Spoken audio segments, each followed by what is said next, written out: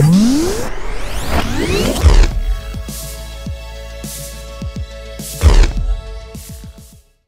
bien bonjour et bienvenue sur la chaîne Tuto.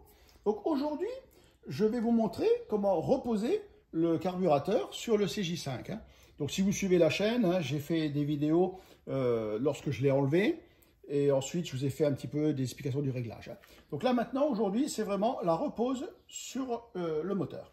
Donc première chose à faire, ce que j'ai vu en fait, moi j'ai un petit souci d'origine, parce qu'en fait j'ai le gros filtre à air qui vient dessus, et j'ai vu en fait, en regardant une documentation Edelbrock, que lorsqu'on a ces filtres à air là, c'est pas ce raccord droit qu'il faut, mais c'est celui-ci en banjo.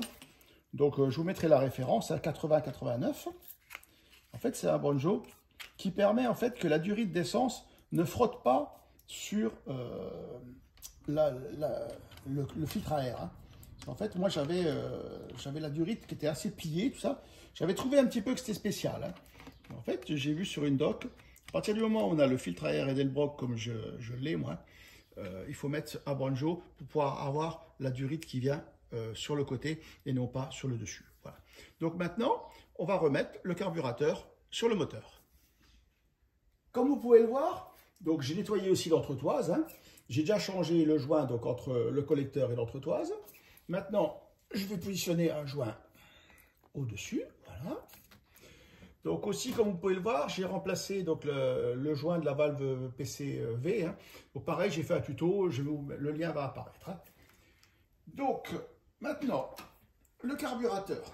Donc, la première chose à faire, c'est remettre le câble de starter. Comme vous avez pu le voir à la dépose, en fait, vous le mettez en biais, vous rentrez ici dans le trou, vous faites pivoter, voilà, le câble est mis.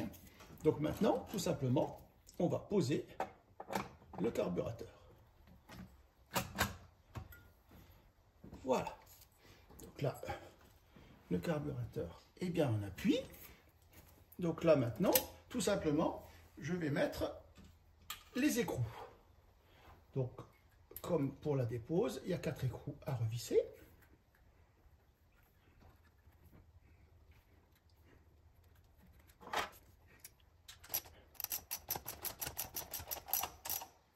Là, je les approche juste un petit peu.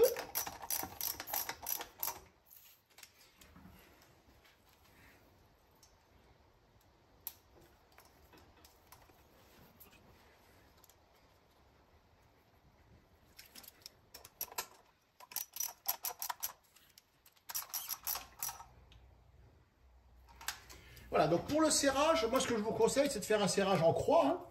Bon, bien sûr, vous serrez, mais sans insister non plus comme un fou. C'est pas non plus, voilà. Donc vous serrez tranquillement. Donc un serrage en croix, vous voyez. Voilà.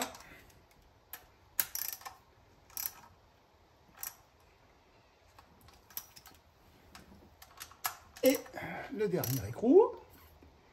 Voilà. Je repasse un petit coup sur tous. Parce qu'automatiquement, au fur et à mesure, ça se resserre.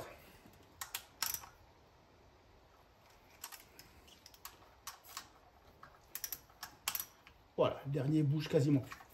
Voilà, donc maintenant, on va remonter tout ce qui est câble d'accélérateur. On va commencer par le ressort de rappel. Parce que ça, en fait, c'est le plus embêtant. Donc, je le prends bien au bout. Ça, c'est assez embêtant à remettre à chaque fois. Il faut arriver à glisser. Voilà, vous voyez, il est rentré. Donc là, il est mis. Ensuite, on va remettre, première chose que je vais faire quand même un petit peu avant, je vais mettre une petite goutte d'huile sur la rotule. Voilà, ça fera pas de mal, un petit peu d'huile. Et maintenant, on va tout simplement, donc le câble d'accélérateur, il faut juste l'enclencher en le poussant. Voilà. Donc là, au niveau accélérateur, c'est terminé. Donc nous allons continuer par la durite d'assistance de freinage. Donc si vous avez vu la première vidéo de la dépose, c'est celle que j'avais coupée. Donc vous voyez, j'ai tout enlevé, maintenant le raccord il est nu. Donc là, je mets un petit collier et tout simplement, j'emmanche ma durite. Voilà. Maintenant, je vais serrer mon collier.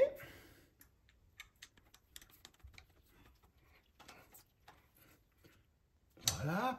Donc maintenant, on va terminer tout ce qui est starter et arrivée d'essence.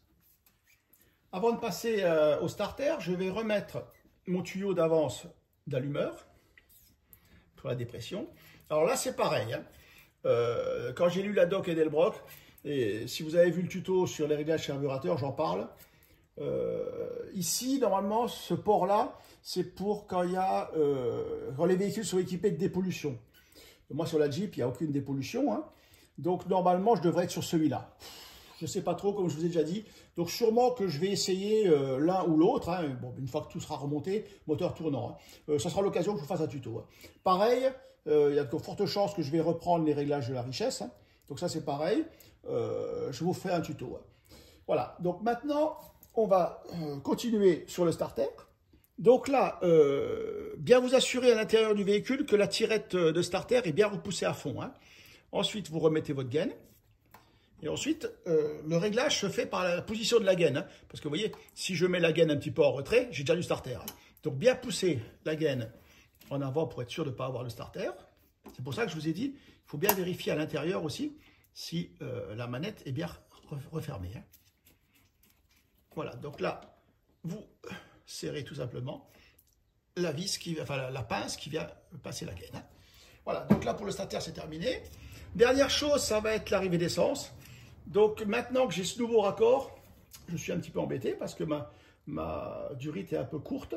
Donc je vais certainement faire, je ne sais pas trop si je fais un raccord rigide, avec un petit bout de tuyau rigide qui passerait en dessous.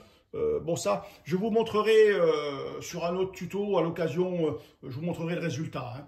Voilà, donc parce que là, bon, ça serait peut-être un peu, il faut que j'y réfléchisse. Hein. Voilà, donc ensuite, bien sûr, dernière chose, ça sera remettre le filtre à air dessus, donc pas oublier le joint. Hein. Et bien sûr, donc remettre le bouchon, le remplissage d'huile et qui fait en même temps l'arrivée d'air frais hein, pour la valve PCV. Voilà, donc si ces petits tutos vous intéressent, n'hésitez pas à vous abonner à la chaîne. Au revoir.